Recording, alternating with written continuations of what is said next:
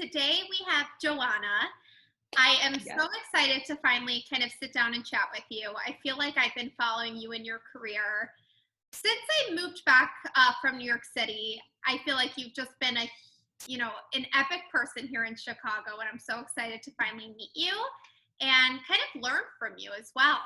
So Oh, thank you. thank you so much for joining. You just Yeah, you for seem having me. Yes, you seem so awesome.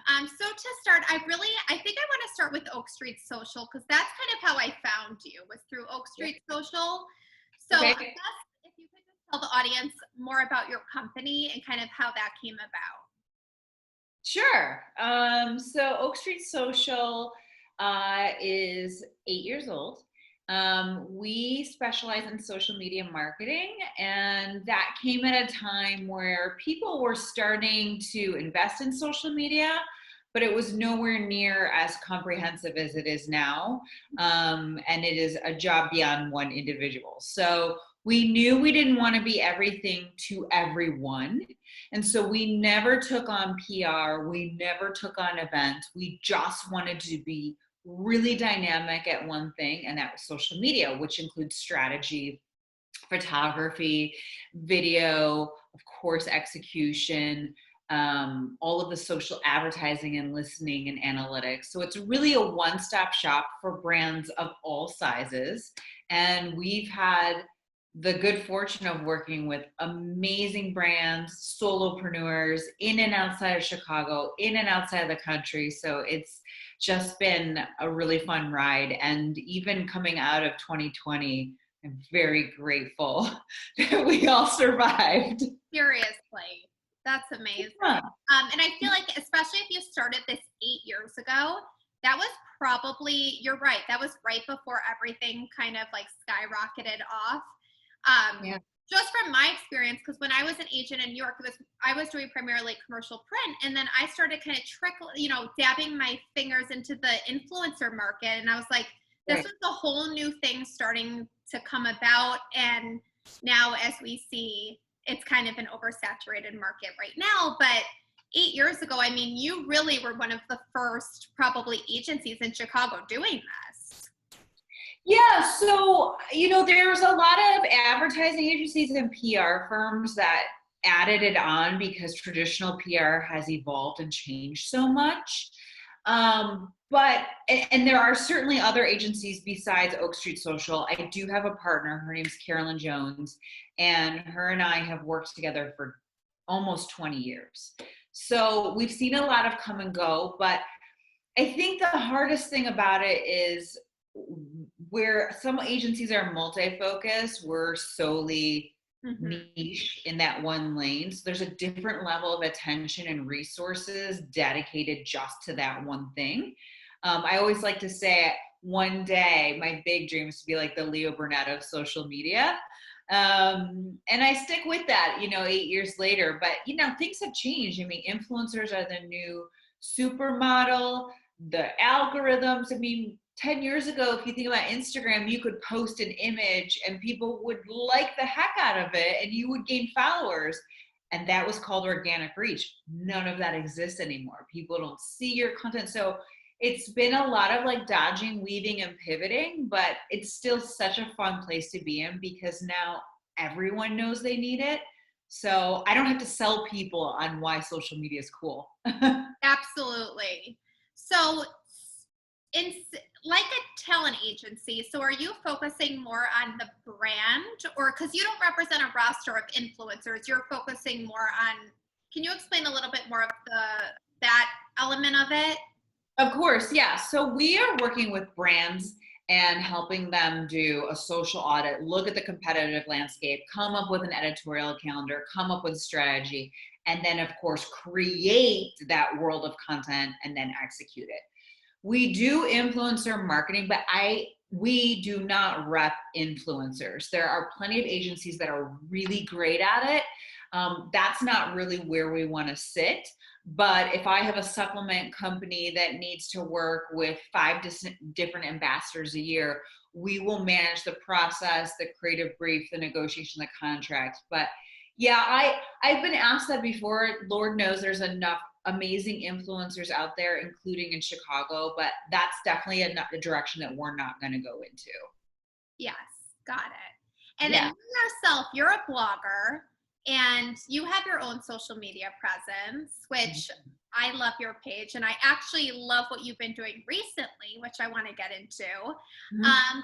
But you're also a mother of two gorgeous girls. Yeah. And you have a family of your own. So I want to hear from you kind of because you're a workaholic like me. So I want to hear from you, what is it like to balance work and then have children and kind of do everything together and be able to balance those two worlds? Well, I think it's really hectic and chaotic and fun, but from the very beginning, I was always very career driven. So I was never afraid to ask for help. And I think now in 2021, that isn't taboo either. It's okay to admit if you need a mental health day, it's okay to ask for help. None of those things are. But, when I started my career out of college, like I remember people saying, well, when are you going to have kids? And then surely you'll quit working, right? And I was like, no, that was never part of my DNA. I come from a family of entrepreneurs. And I thought, well, I don't know why you can't have both. I have two children, I don't have a bevy. They are a full time job. And there are times that I definitely have mom guilt.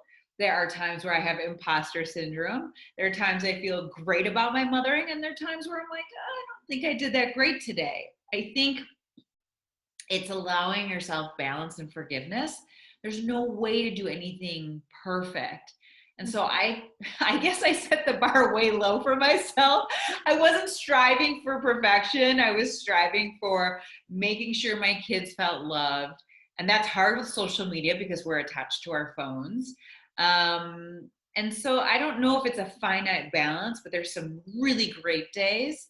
And then I think there's a push pull with work, for my entire career of Oak Street Social. But gosh, when I was in sales before, it was not uncommon for me to have a laptop on my lap, even before children. So I think if you're really driven and you love something, you'll just do it, even if it means late nights.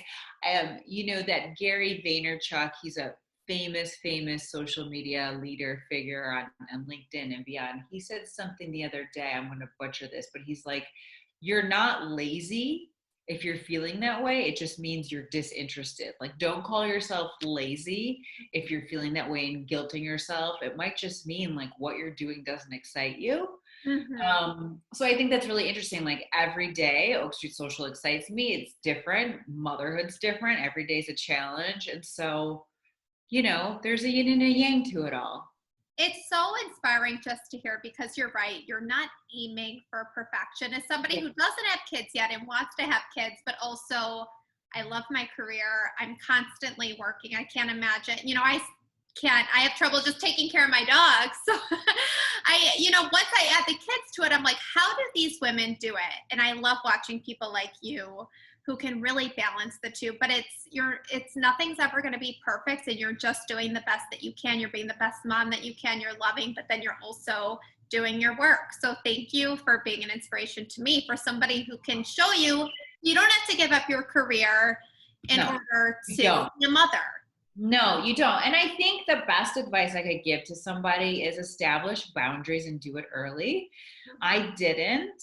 So there were times where I was trying to make dinner and maybe losing my temper with my kids because I wanted to get a contract out. And I was like, those aren't proud moments.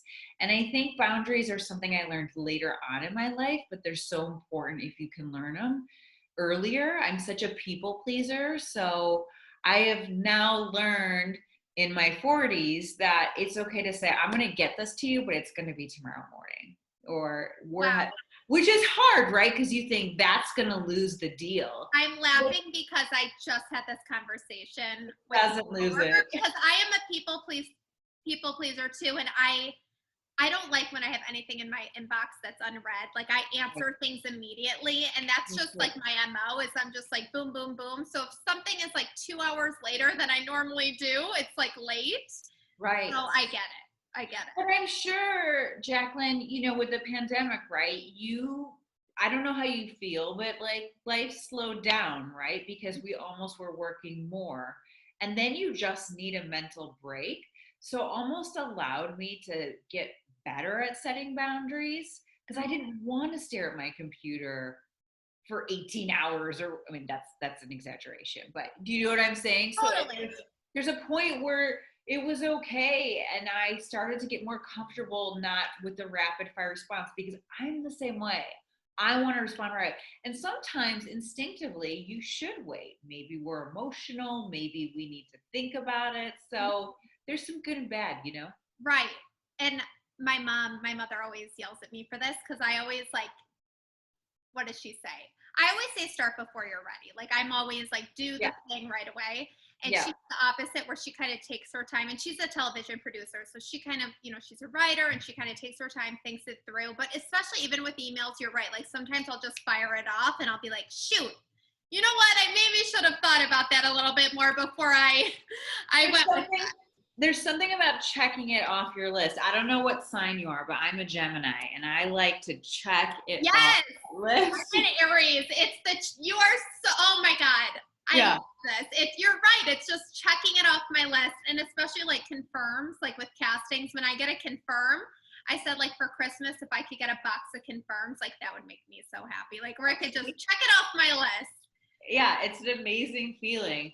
I think I read somewhere that somewhere else, all these articles that like, you create like your short-term goals and your long-term goals, and maybe your short-term goals are like simply reading one article a day. It's just the action of checking it off your list, and sometimes that could pacify you while you're working on the other stuff. Yes, absolutely. Okay, so I want to talk about you and your social media.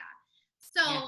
what you've been doing lately has been, I love it. You've been talking about your personal journey with IBS Mm-hmm. and kind of the Mm-hmm. bloat and all of that. So I have always believed that vulnerability is the power of connection. I mean, it is like being able to be vulnerable, especially on Yeah. social media. Sure. That is the way that you are going to authentically connect. And everything's about authenticity. Sure. So, what made you kind of feel comfortable to be like, you know what, I'm going to let it all out there and kind of just share my story with the world? Like, what was that turning point for you? And Mm. how did that go about? Because that's not an easy thing to share. Mm. Well, I mean, there were a couple of things. It was a culmination of things. One, I'm not 20 anymore. And so I was kind of like, I can't compete with these young influencers. Like, my style has evolved. I do have a full life. And I kind of felt like I wasn't really differentiating myself in any way. I was just another girl who had a passion for fashion outside of work and home and was posting cute outfits, right? And I Mm-hmm. was like, what? I mean, like, there's nothing unique. Like, what would stop the scroll? And now with social media, what would make someone compelled to want to follow me? What is that emotional connect? In the storytelling process, they'd be like, she's my people, she's relatable, she gets it. And I had talked about career, I talked about family, I talked about fashion, I talked about travel. Who isn't? Right. So I kept, and then I was in a little bit of competition with myself. I'm like, I want to grow. I want to grow now. I want to grow fast. I've been stagnated, specifically on Instagram. I've been doing this for a long time. How do I get there faster? So I decided to send an inquiry to someone who I know and trust, who is a social media coach and who does represent influencers. And I said, listen, I know we're friends. I don't want to blur the line, but can I hire you? And this individual said, your numbers and your following isn't big enough for me to represent you. She's very honest, but I will consult with you. And I don't normally take consultations. We can do it long term. We can do touch points, but you're a friend of mine and I'm curious to hear what you have to say. So fast forward to last September, I sat on the phone with her and she's like, well, what do you think makes you different? And I couldn't answer her at Mm-hmm. all. And I was like, I don't know. I'm just another mom who went for it, who is lucky to still be in business in this crazy time. I love my husband. I love my family. I have a nice home. I love my city. Like, what does make me different? And so then she started asking me questions about my past and things I struggled with. And we landed on this autoimmune disease. And I said, I've had a long trajectory with body dysmorphia and body imagery. It all stemmed from dance. If you want to know the truth, never my family or my parents or my upbringing. And this autoimmune disease makes your stomach bloated. I have IBS. And so that affects your body image. And then there was this like control with weight. And she's like, that's it. That's it. Other people have it. But if you can show people that there's a connection, it's relatable, you have good days, bad days, and guess what? You're going to have to show your stomach. And I was like, and so we started to peel back the layers, and we would have conference calls every 2 weeks. And she started pulling apart everything I was doing. Don't do this. Don't do these hashtags. I like that image, but it's a little too pretty. Like, let's get gritty. Like, show the bloat, show the side that makes you the most vulnerable. And it was hard. And I do content creation for a living. It has now been 7 months to get comfortable and to whip off content easily like I used to when I was just posting the pretty stuff. Mm-hmm. So that's kind of the journey on how I got there. And she was really supportive. And it was interesting. Like, I lost a lot of followers. Some Chicago babes who I thought were my friends, like, lost. Mm-hmm. And then it was like already being vulnerable on top of like a bit of an ego downturn, like a bruised ego. Mm-hmm. And then I was like, I'm just going to stay the course because I paid this woman. And I trust her. So why would I flush it down the toilet? And I did. And I may have lost followers, but my engagement, the amount of people that I have DMing me, sending me pictures, telling me their life story, telling their friends, is like bar none much higher than it was when I shared my favorite jeans. Yeah, and that just shows you. Do that. It just is woven into a different story. The other thing was there's such a movement for body positivity. I don't know why I'm getting tongue-tied, and inclusivity. Mm-hmm. And there's a big category for it, and it's really tremendous. There's amazing content creators, but there's not a lot of people, because I get this all the time. People are like, you're so tiny. What are you talking about? There's not a lot of people who are maybe more on the petite side, but are like hiding their stomach in ways with fashion and are coming out with this. It's a different kind of body positivity. And so once I started to see some traction, I said, all right, like I said, I'm going to be invested with this because I'm not growing the other way. And don't get me wrong, there are people in fashion and beauty who have amazing hooks and they are niche. Mm-hmm. It just, I didn't have one. Mm-hmm. Yeah. Thank you for sharing that with everyone. Yeah. I love following, and for some, even though you are so small and tiny, like I suffer from bloat as well, and you have to figure out how to style that. You do. Different ways. So I relate to it. I really do. And I find it very inspiring. Oh, kind of moving along. So what would be your advice? Because you've been a content creator for a long time. So what would be your advice to other content creators? I guess I would say, like, what's one thing that you would tell people to stop doing? Stop taking content that someone else has done and not putting your own spin on it. Be original, be you, and that might mean you have to peel back some layers, but I promise you there's so much reward in it. Stop looking at likes. They don't matter at all. Half the world can't see them. And stop looking at and complaining about the algorithms, and I fall prey to this too, and the metrics every moment of every day. Mm-hmm. You create great content and you show up every day or 6 days a week, whatever that cadence looks like for you, and adopt all the tools that they're offering you, like reels, like stories, et cetera, you will grow, but the fast growth is gone. So you might as well enjoy what you're doing and not be weighed down by the numbers of it. Mm-hmm. You know what I mean? I think that's where we lose our way in our message, because we're like, if I could just create that reel that she did with the million hits, I would have it. And then what happens when you do create that and it's a copycat? It never pans out. Right. And I think a lot of people do that. They're like, oh, that person went viral. Like, I can make something just like that. And that's what they do. They mimic something versus making it, Right. their own. Yeah.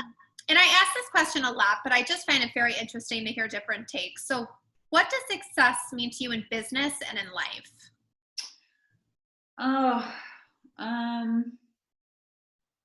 that's so tough. I don't think anyone's ever asked me that question. I mean, success in life would mean that as I am aging, because I am going to be 43 this month, maybe that I will find. You look 25, but that's another thing. Bless your heart and Botox. But I will say, I'll be the first to tell you, and I probably do. In life, I guess it would be that my business can continue to grow, so I can establish even more downtime as I get older, so I can appreciate life older, but as I get older, and still give my children the life that I had, which was including travel and having this sort of carefree existence, which is a little bit different now. I mean, we used to ride our bikes. My husband and I always talk about this until it got dark and we went home for dinner. Now I would literally have a heart attack if my kids were out without me, but it's a different world, right? So, I mean, I have a really great marriage. I was married young. I got divorced. So I worked to get to this point, and there isn't an ounce of regret. Where did you grow up? Are you from the North Shore? Mm-hmm. My parents are from Barrington. Okay. Yeah. So I think in life, it would be great if I could still operate and grow my business at that 50,000 foot level, but enjoy these precious moments that I'm only going to have with them being young for so much longer. I mean, my first daughter's hitting double digits in May, and I don't know how we got here. And then in business, I think the definition of business might not necessarily be monetary, although it certainly is something I watch. It might be just truly like the fulfillment and more people walking around being like, I know who that Oak Street Social is. And I think some of that fulfillment might be just the clients that we garner over time by doing a really good job and hiring great people. I love that. Those are great answers. Yeah. Okay. So now we're going to do our last segment, which I do every time. It's called Make Waves, aka Spilling the Tea. It's a game where you say the first thing that comes to your mind as soon as I ask the question. So it's improv and it's fast and it's fun. Are you ready? I am ready. Okay. Greatest single achievement in your career? Career or life? Career. I would say starting Oak Street Social, with a close second being landing a legacy brand like Whirlpool. That was a pretty big day for us. Biggest inspiration? My grandmother, she's 101, soon to be 102. Oh my goodness. Thank you so much. She is incredible. And my other second inspiration is we are surrounded by so many incredible, powerful women in Chicago. Of course, my clients that are females too. I think it's such an exciting time to be a career woman. So I am constantly inspired by the companies people start and their ideas and creativity. I just think it's super exciting. I do too. Best advice someone gave you?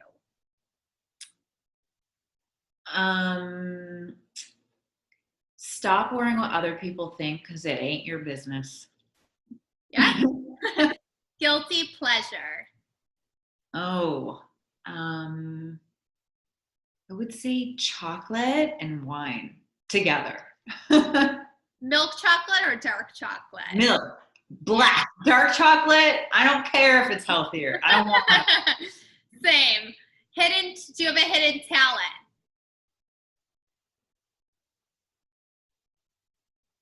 No, I don't know. I was like, I can still pirouette. Does that count? Yeah, that does. Favorite spot in Chicago? Spot. Oh, well, I think like so many Chicagoans, we appreciate food. We love new cuisines. That's so hard to narrow down because it's almost like if you ask a Chicagoan where to eat, Right. what's that spot, we're like, well, what do you want? Do you want pizza? Do you want Thai? I would say I'm gonna go the food route, and I would say Tanta is still one of my favorite spots. I don't know what that is. Where is that? It's I think it's Peruvian. It's on LaSalle by Maggiano's, like LaSalle. Okay. Street. And my husband and I ate at the original Tanta in South America, and when we traveled, so it has a real soft spot for us. Wow. And then Go there. Yes, I'll have to take my fiance. And then last question for you: biggest splash you've ever made? I'm gonna say in life. So define splash. So that's really up to interpretation because the podcast is called Make Waves. So splash can be like something like a big risk that you've taken in life. It could be like a personal thing. It could be a business decision. It could be pretty much anything that means like a big move that you've made in life that's changed your life. Okay. Well, then I think the first thing that comes to mind, and I don't want to position this in a negative light, would be my divorce. Yeah. So I got married at 25. I got married or divorced 3 years later. And it was the biggest splash because it was life-changing. It changed me into being a different human, a better human being, more empathetic, appreciating the small things, appreciating the people that stood by me, my parents. So like I would be in a very different place had I stayed. And that was a bold move because that is a bold move because a lot of women can feel stuck or scared to kind of change and get out of that. So the fact that you were able to make that decision and move on. And it's so tough. And so many of us were just in these long-term relationships and everyone was getting married. And I think in my heart, I shouldn't have done it. And I knew I shouldn't have done it because I wasn't ready. I was doing it for the wrong reasons. Like I didn't want to be the last one. Mm-hmm. And but you're young, right? And so leaving was really taboo. Everyone was starting to think about babies. And I was like, I think I'm going to peace out. Mm-hmm. So it really has shaped me to who I am. And so I'm very grateful for that opportunity, surprisingly. Yes, I love that. I think that's so inspiring for other people to hear. Well, you are a girl boss. You are so inspiring, and I'm so lucky to have you on this show and on this podcast. Where can everybody follow you? Thank you so much for having me and for the kind words. So I think where I spend the majority of my time is Instagram. So I'm Jo Grange on Instagram, and my company is Oak ST Social. And if I'm not on Instagram, I'm probably on LinkedIn for business. But those are the two channels that I spend far majority of my time. I do have a blog, as you mentioned. It's johannagrange.com. And I'm just really grateful for the listen and anyone tuning in. So thank you. Well, everyone, please make sure to go follow her. She's incredible. And check out her business and her amazing, gorgeous family. I love seeing your little girls. I love it all. So thank you so much for joining, and we'll talk to you soon.